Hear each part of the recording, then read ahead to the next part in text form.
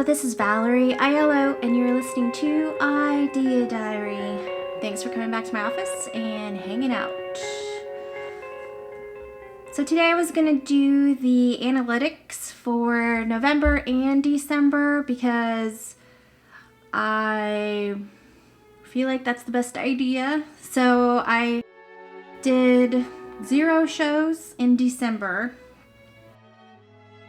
and I got pretty much all the way to Thanksgiving of November. So my November total views for the podcast on YouTube was 610 views, which from starting in July, August, September, October, 610 was my best month to date. And I had the most watch time hours. Well, in August I had a high number. For some reason, I don't know what it was, but my July-August watch time hours were high.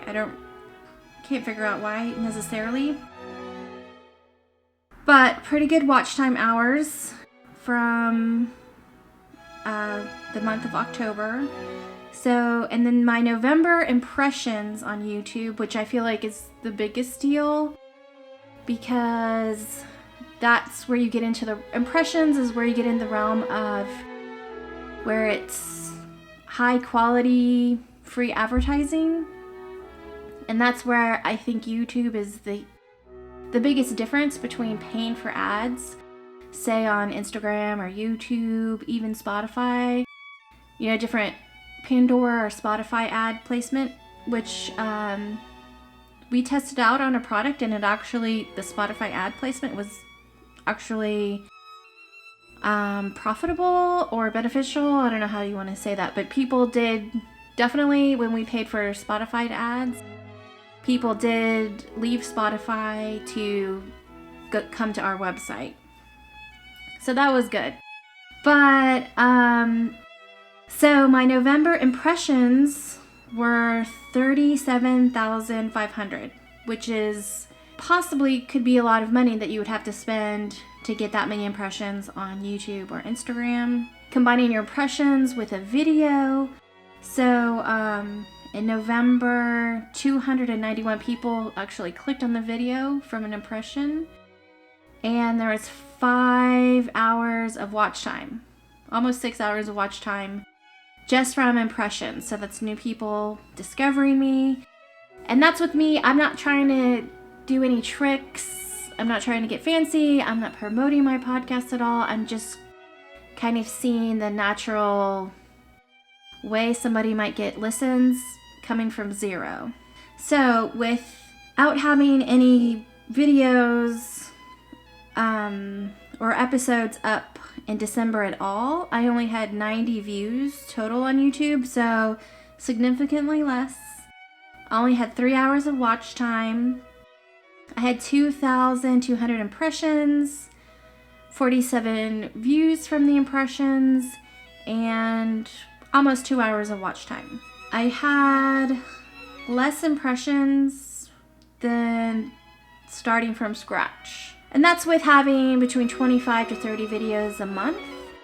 So, if you stop on YouTube, I guess the lesson is that you really tank, I guess you could say.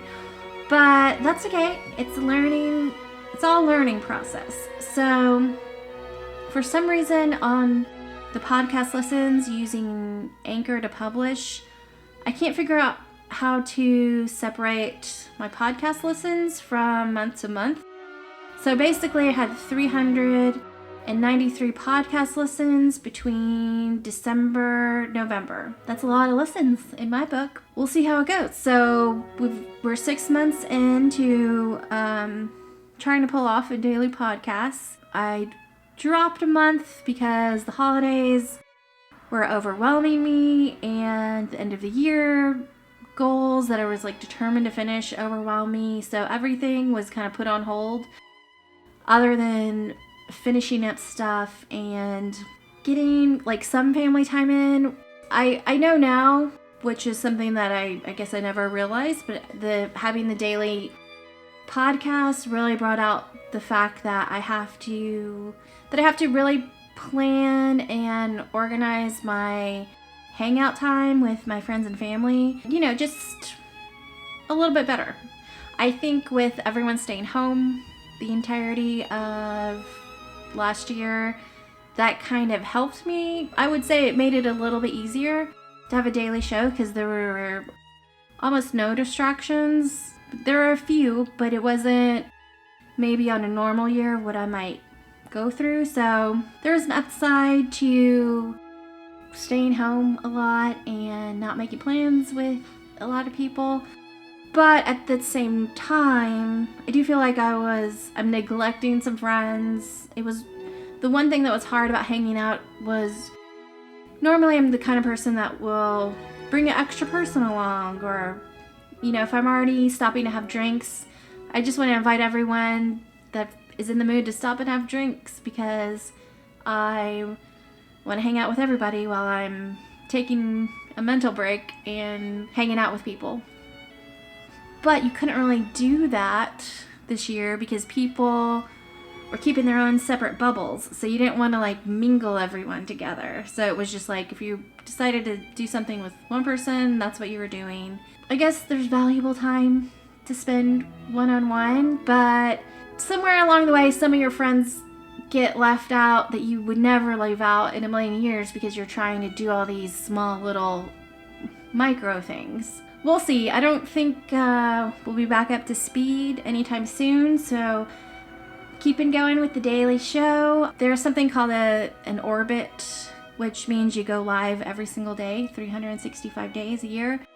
And that seems like a fun thing to try, but I don't think that's going to be for me because I think knowing what I know from Thanksgiving, then my birthday week, then Christmas stuff, New Year's Eve stuff, knowing what I know now and knowing how I kind of procrastinate things a tad bit, like we all do, but just having that push at the end of the year, trying to get things done, I don't think I can do a daily podcast at the same time. I might, if I can figure it out, have a weekly episode, maybe pre-recorded, so I do get a huge chunk of time to really focus on stuff between Thanksgiving and New Year's Eve.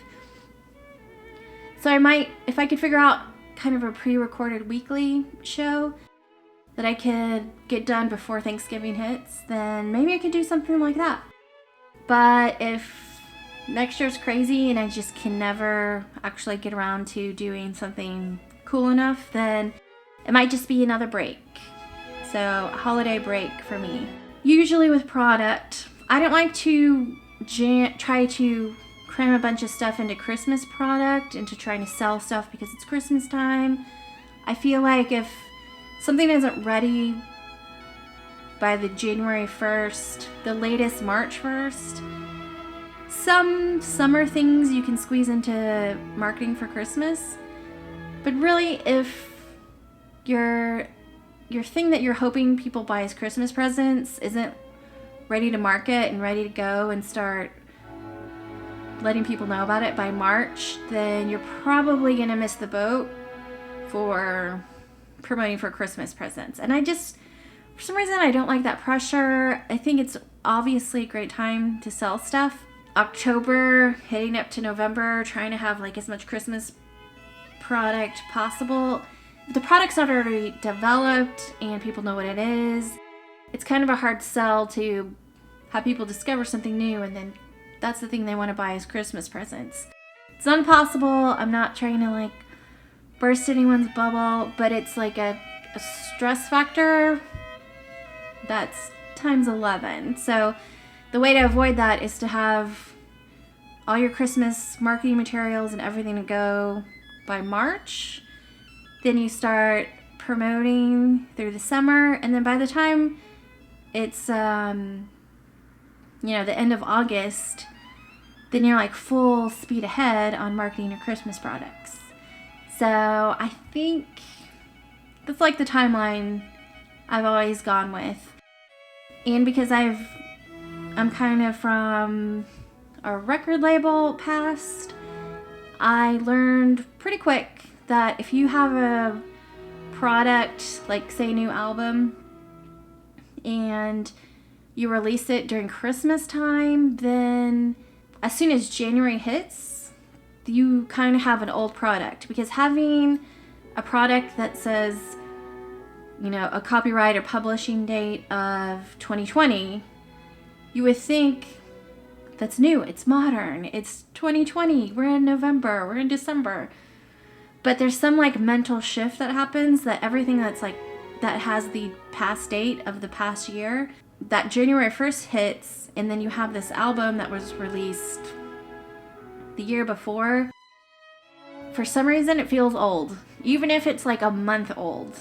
I can't explain the feeling, but it definitely, anything that was released the third or on the fourth quarter was, I guess you're just trying to squeeze it into that Christmas market, but it's not worth it. It's way more worth it, in my opinion, to have a product January 1st that's dated the year, the new year, and you have a full entire year to sell something that feels super new and super brand new. Even if it's 12 months old, it still has that like the current year happening as a publishing date. I like to release things in the new year, and if by summertime it's not like pretty much done, then I kind of shelve a release date to be for the following year. Anyway, that's sounding confusing the way I'm explaining it, so I'm just going to move on. Sorry about that. The main point of today's show is to get the analytics in there, and I'm recording it for myself, and maybe you find some value in checking it out. And I'm like so excited about the possibilities on YouTube. I don't know where this show's going, but I feel like we're going somewhere, even if it's like at a snail's pace. I'm working towards something, and it feels good.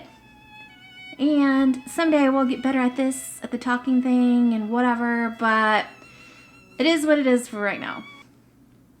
So I guess that's the show for today. I still don't know how to end the show, but I almost do. So in the meantime, I'm just gonna play the music.